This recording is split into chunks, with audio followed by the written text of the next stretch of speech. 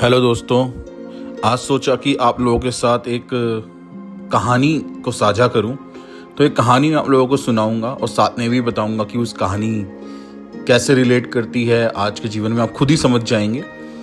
तो वीडियो के अंत तक बने रहें और इस कहानी को ज़रूर सुने। तो एक कहानी है एक राजा की। एक राजा होता है और अपने सिंहासन पे बैठा होता है और उसके कुछ मंत्री उसके पास आते हैं, कुछ स्त्रियां कुछ पुरुष, और उसके कान में आके चुगली करते हैं और बोलते हैं कि राजा देख, बंदर तेरा क्राउन लेकर मुकुट लेके भाग गया। और राजा बिना सोचे समझे, बिना ये चेक किए कि उसके सर पर मुकुट है या नहीं, उसको ये भ्रम हो जाता है कि बंदर मेरा मुकुट लेके भाग रहा है, और उसके पीछे तलवार लेकर भागने लगता है। और तलवार लेके भाग रहा होता है तो भागते भागते गिर जाता है, और जितने भी बाकी दरबारी होते हैं वो सब उसकी हंसी उड़ाते हैं, और वो भी जिन्होंने उसको आके बताया होता है। मेरे प्रियो, ये कहानी आज के जीवन से बहुत रिलेट करती है। आज हम राजा, आप समझ सकते हैं कि वो अधिकारी होते हैं जो ऊंची पोस्ट पे होते हैं, और उनके साथ उनके नीचे काम करने वाले बहुत से लोग होते हैं। लेकिन कुछ लोग होते हैं जो सिर्फ एक ही काम को करना चाहते हैं, और वो होता है चापलूसी या चुगली। लोगों को गिरा के आगे बढ़ने की कोशिश करते हैं, और राजा उनके से प्रसन्न भी रहते हैं, मतलब अधिकारी, क्योंकि वो उनको खुश रखते हैं, प्रसन्न रखते हैं, अपनी बातों से चापलूसी करते हैं, और उनके मुंह पर उनकर होते हैं, और पीठ पीछे वो कुछ भी करें क्योंकि वो कभी किसी के नहीं होते। और राजा जो है ऐसे लोगों की बातों में आ जाते हैं ना। और राजा जब ऐसी लोगों की बात में आया तो सबसे पहले उसने क्या किया, अपनी सूझबूझ को खोया। उसने चेक भी नहीं किया कि मेरे सर पे क्राउन है नहीं, और पीछे भागने लगा।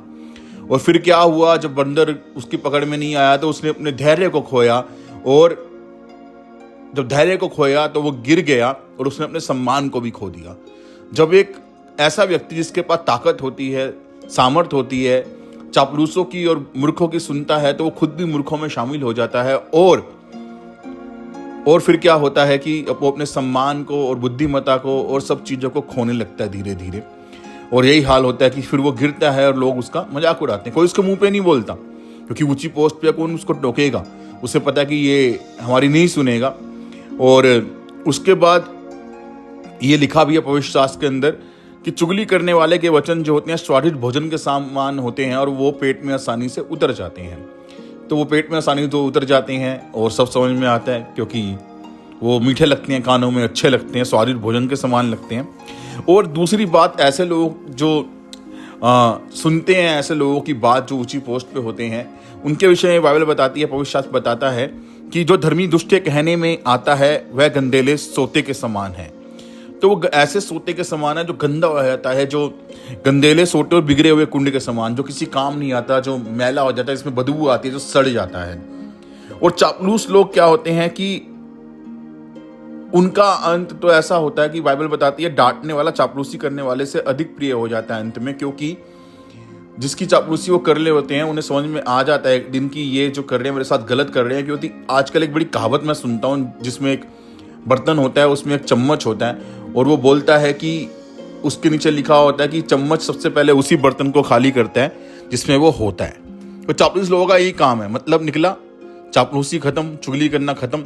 जब उनके सामने से वो चुगली कर करके इतना, मतलब किसी के खिलाफ बैर भर देते हैं कि उसकी इमेज ही खराब करने लगते हैं, मैनिपुलेट करने लगते हैं लोगों को, तो उसके बाद जब उनका काम निकल जाता है तो वो किसी और के जीवन को खराब करने के लिए आगे बढ़ जाते हैं। और पवित्र शास्त्र बताता है कि दुष्ट लोग जब तक किसी को ठोकर ना खिलाएं उन्हें भोजन जो है हजम नहीं होता। तो ऐसे लोग बहुत हैं दुनिया में, दोनों प्रकार के, जो सुनते हैं ऐसे लोगों की और जो सुनाते हैं।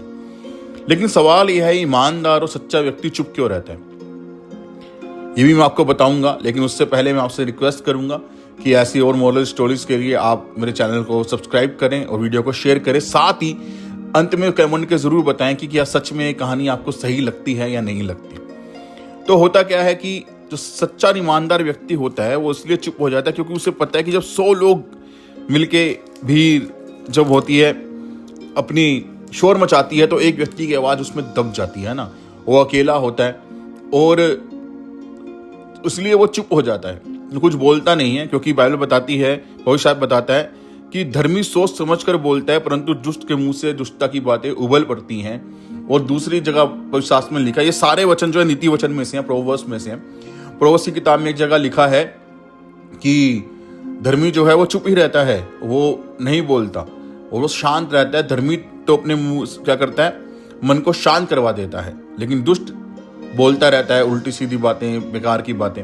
सो ये प्रोवर्ब्स के वचन हैं, नीति वचन पवित्र शास्त्र में लिखे हुए। तो धर्मी इसलिए चुप रहता है, ईमानदार व्यक्ति इसलिए चुप रहता है, सच्चा व्यक्ति इसलिए चुप रहता है क्योंकि वो अपनी वैल्यू खोना नहीं चाहता।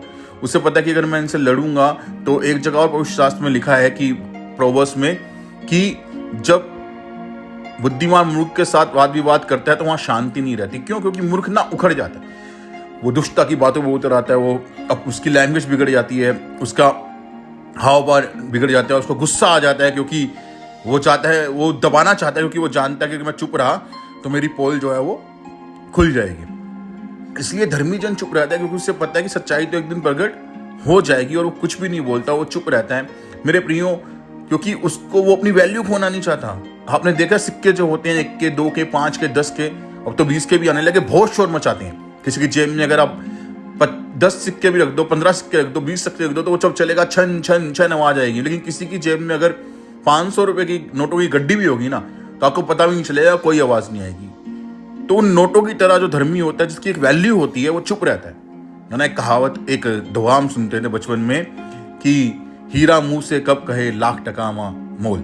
हीरा कभी अपने मुंह से नहीं बोलता कि मेरा लाख टके का मोल है ना, झोरी को उसकी पहचान होती है। इसलिए ईमानदार व्यक्ति सीधा चलता रहता है ना, और वो चुपचाप चलता रहता है, रिएक्ट नहीं करता, कुछ नहीं करता, क्योंकि उसे पता है कि मेरे रिएक्ट करने से कुछ भी नहीं होगा, ये लोग नहीं मानेंगे, ये लोग ऐसे ही करते रहेंगे और ये सब मिलके यही करेंगे। तो मेरे प्रियो, हमें 3 बातों का ख्याल रखना है। पहला तो हमें चापलूस या चुगली करने वाला नहीं होना, दूसरों को गिरा के आगे नहीं बढ़ना, और जिनका सेल्फ रिस्पेक्ट और जमीर जिंदा रहता है वो चापलूसी नहीं करते। दूसरी बात, अगर आप ऐसी पोस्ट पे हैं तो आपको ऐसा व्यक्ति नहीं बनना कि आप चापलूस लोगों की बातों में आओ और उस राजा की तरह एक उपहास का, एक मजाक का कारण बन जाओ, जिसने अपना विवेक, अपनी बुद्धि, अपनी सूझबूझ, अपना सम्मान, अपना धैर्य सब खो दिया था। उसने ये चेक करना भी नहीं जरूरी समझा कि उसके सर पे मुकुट है या नहीं। तीसरी बात, ईमानदार है तो ईमानदार बने रहिए। थोड़ा लंबे समय होगा शायद इंतजार का, लेकिन प्रभु जो है ईमानदारों के, सच्चे व्यक्ति के साथ हमेशा रहता है और विजय अंत में उन्हीं को मिलती है। सो एक मोरल स्टोरी थी, और मुझे कमेंट करके जरूर बताइए आपको कैसी लगी और कितनी ये सच्ची आपको लगती है। आप सभी को नमस्कार।